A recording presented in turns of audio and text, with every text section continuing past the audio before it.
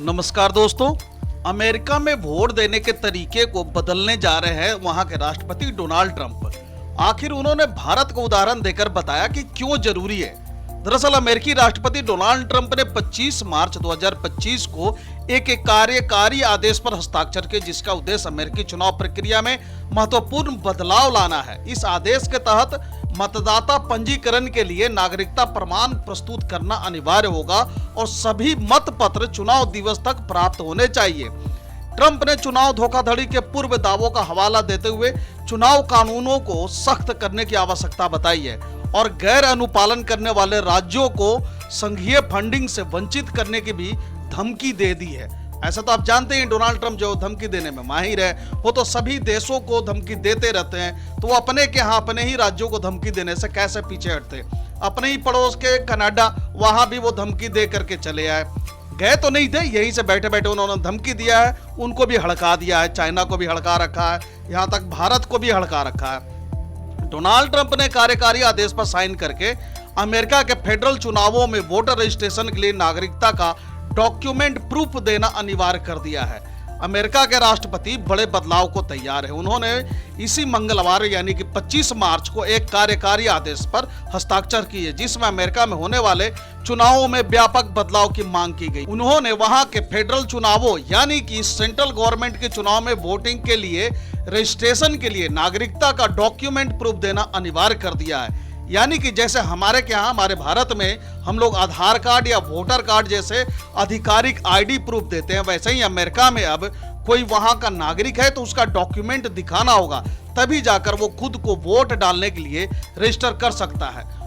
भारत और कुछ अन्य देशों का हवाला देते हुए आदेश में कहा गया कि अमेरिका स्वशासन वाले अग्रणी देश होने के बावजूद आधुनिक, विकसित और विकासशील देशों द्वारा उपाय में लाए जाने वाले बुनियादी और आवश्यक चुनाव सुरक्षा को लागू करने में विफल है।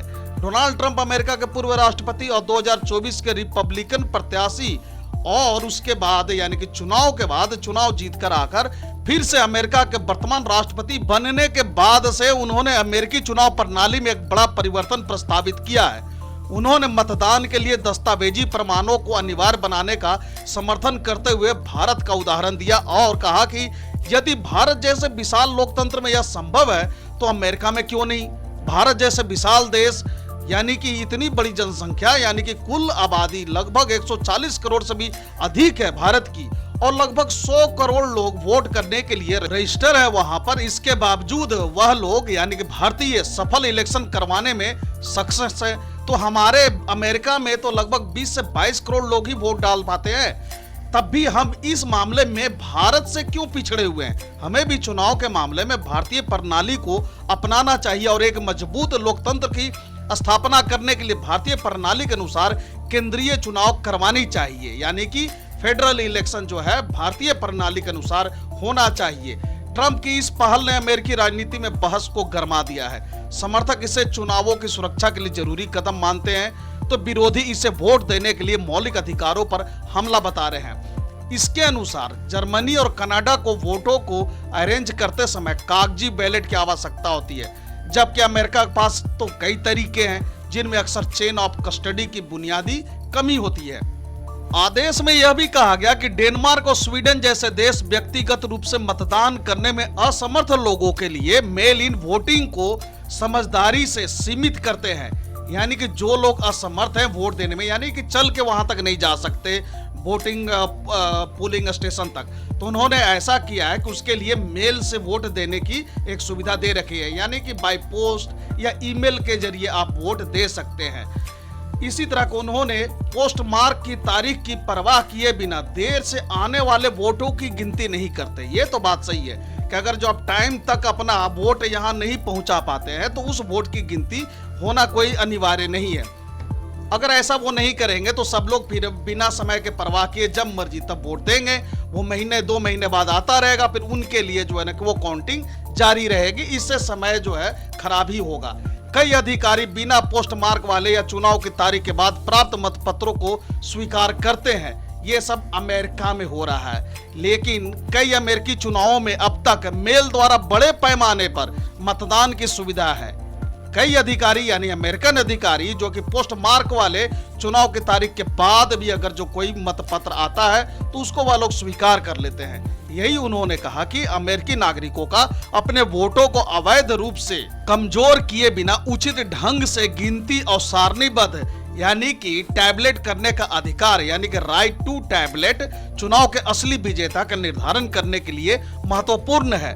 ट्रंप ने इस आदेश में यह भी कहा कि जो राज्य इन नए नियमों का पालन नहीं करेंगे उन्हें संघीय फंडिंग से वंचित किया जाएगा। यानी कि जो राज्य इनके नियमों को नहीं मानते हैं, जो ट्रंप बदलाव करने जा रहे हैं, अगर उसको वो नहीं मानते हैं या उसको वो चैलेंज करके बैठे रहते हैं तो वैसे स्थिति में संघीय फंडिंग यानी कि सेंट्रल गवर्नमेंट से जो भी फंड उनको जाता होगा वो सारे फंड वो रोक देंगे।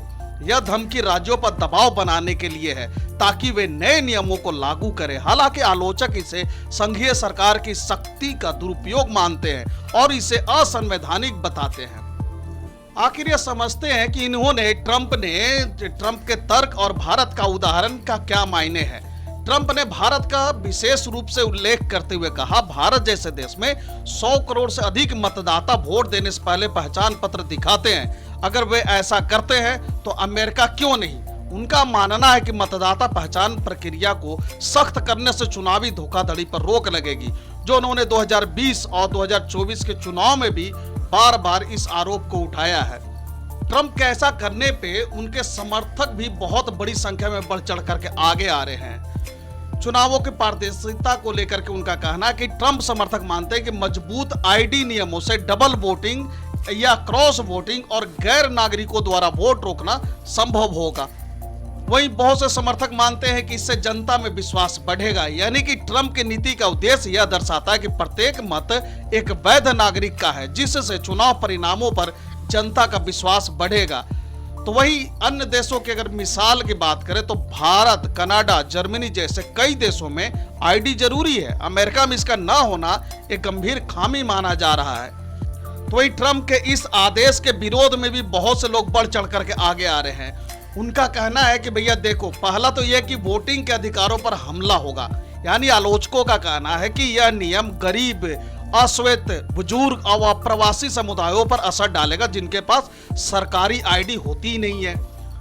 वहीं आलोचकों का कहना है कि संवैधानिक विवाद हो सकता है। यानी कि अमेरिकी संविधान के तहत राज्य सरकारें चुनाव संचालन की जिम्मेदार होती है।